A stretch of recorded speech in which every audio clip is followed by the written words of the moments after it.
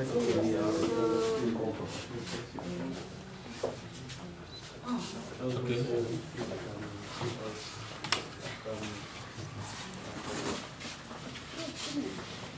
Hello. Yeah, hello. Yeah, we are good. Good afternoon, everyone. Yeah, welcome to Chemical Ecology Unit. My name is 𝒂𝒑𝒑𝒓𝒐𝒄𝒉𝒆. I'm an entomologist and expert in chemical ecology. I did my master's in entomology, applied entomology, and PhD in chemical ecology within 𝒂𝒑𝒏𝒂𝒍𝒆 program we call 𝒂𝒑𝒐. So here is our behaviors rooms. If I say behaviors, all science we do started normally by observation.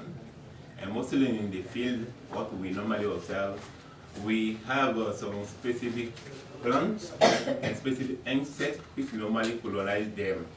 So we normally ask ourselves why all the insects or any insect cannot colonize all the plants we have in the nature. So the answer is there is some specific cues released by those plants which might be the you can say like attractant or repellent for those insects. So to be sure of those pheromones, we brought them in the lab. So when we brought them in the lab, we first need to see the behavior we observe in the field, if that one will be the same in the lab or we see the opposite in the lab. So we have a different system. We have two different systems in this lab. We have a white tube, which is the behavioral system with two arms. That's what we call a white tube. We can see one glass here or here.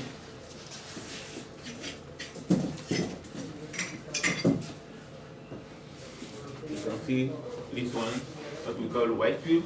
But most of the insects, although they are not the ones who walk, they are those who fly, like the lepidoptera.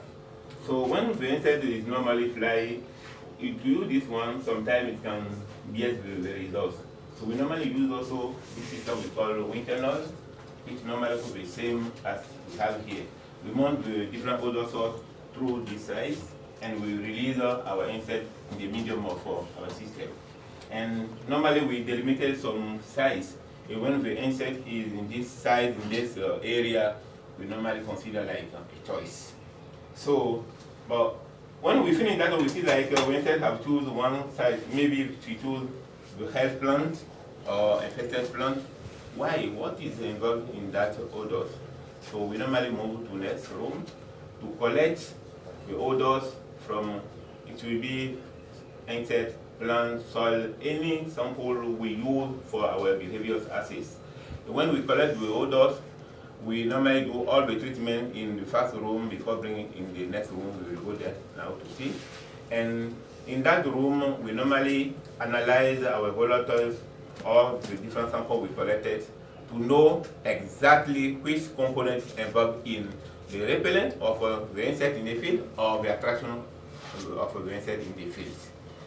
So it is, and the objective of that one is to develop the biological control using the semi-chemical cues. The 𝒕𝒐𝒖𝒓, benign 𝒕𝒐𝒖𝒓, most of the things we use here is natural enemy to control the pest. So are we going to limit ourselves only to release the parasitoid, or can we also move further to see or synthesize those biopesticides or identify the repellent plants like they use in push-pull to now control those pests back? That's what we are trying to do. So otherwise, they have developed many IPM systems using the natural enemies, but this one just to bring a lot of output of whatever they have done and know exactly which kind of system we are going to use in the field to minimize or to contribute to the biological control. Yeah. Pheromones. To attract the insect. Yeah, we do. And we can also formulate those pheromones here. Yeah. But that one is also good business. Yeah. For fruit flies. Exactly. So Yeah, those one we can do it, but I don't know if the policy of IT can allow us to do in terms of what call selling. You know, in terms of experiment, we normally formulate and then do it in the field, in the lab, in the field. So, but I think with IT also the policy, I don't know if we can do it in, I can say like produce a lot and to sell. And that one I have to contact or to get consent from them to know exactly if that one is allowed. We are interested in that one because there's a project coming of fruit fly. They said there's a certain plant in Senegal that you can extract those things. I don't know, is it insecticide? Yeah. How do they call that plant? That plant that is in Senegal, that fruit. Yeah. So you produce something, some chemicals that we don't know whether it kills the fruit fly or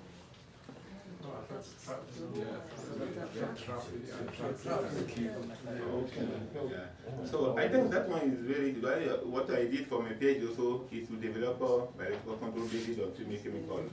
So we identify some components, and after PhD for my postdoc at 𝒂𝒑𝒑𝒓𝒐, we identify from the plants those components. And now we tested in the field, and that one worked well. We got those tracks. So the next step now is to see how we are going to formulate, in which form we are going to formulate those pheromones to be used by farmers in the field. So that's why I think we can do it, and we can also collect those odors when we know the plant, and also separate those components and formulate. Thank you. Yes.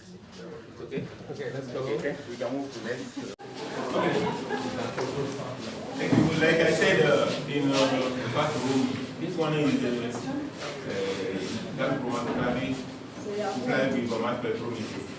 And what we use this machine to analyze our different samples collected from the field, the lab, just to identify the different components involved in the _𝒂𝒑𝒏𝒂𝒍𝒂𝒂💏 in the field. But not only in agriculture, we use also even from the plant health, animal health or human health, like mosquitoes. We normally also collect also odor from mosquitoes from different breeding sites, and to know what is the cause which allows those mosquitoes to lay the eggs in this breeding site or not. And apart from also the research we normally do in the lab, also the machine also can allow us to analyze some sample like from food, some juice. Like we have one of our students who is using our machine to identify the different components involved in casual odors. And that one we are allowed to formulate some juice using those odors. But now we still working on it. We are not done. We are normally use also to analyze like tomato, like vegetable, to know the pesticide residues, to see how we can also advise the farmers in the field also, and also some, like recently I analyzed some milk, like fresh milk from those people who run the cow, to see what they normally give to the farmer, to the population, if that one does not contain any 𒒂💑💏💂💂 So that one we can also use our equipment to analyze all those things. We have some details, but because of time, yeah, I don't know if we have some questions. Will also be. This one is another we call antenography. Different, or to select different components we identify from here. But because after identification, we can have maybe 100 components. Are we going to bring those 100 components other side to validate? It will be difficult. And that's when we allow us to select only component which is active to the insect antenna. It will maybe reduce from 100 to 2, 3, or 10. So it is a new equipment we got this year, and also involved in our research. What do you put the insect and then you inject each component? Artificial light, like you put the chemical artificially? Yeah, artificially, by manually. Yeah. And normally we should have a DC. But because of barriers, we normally use the system for now. We do it manually. I know it is too much. Yeah, for 15 minutes. But this is a beautiful work of understanding the mechanism which is attracting insects to the particular host. Right? Once we understand what is actually like, if you have two hosts, insect prefer this one, not this one.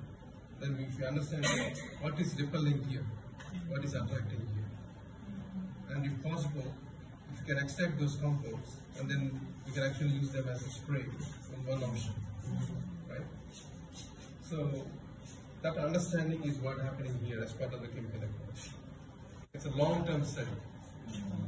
It's like almost, it's kind of similar kind of what when people were identifying drugs for my antimicrobial drugs and all. But once you hit that point, potentially you can make millions by commercializing those products.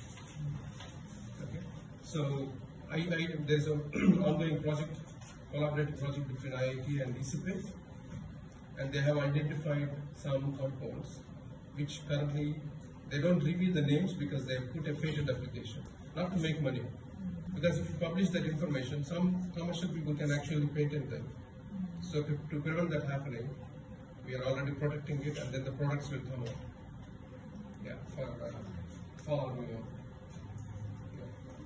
Yeah, but those companies will come out. yeah, we can talk while walking, but let's start here. Thank you very much for your time. This is the answer of our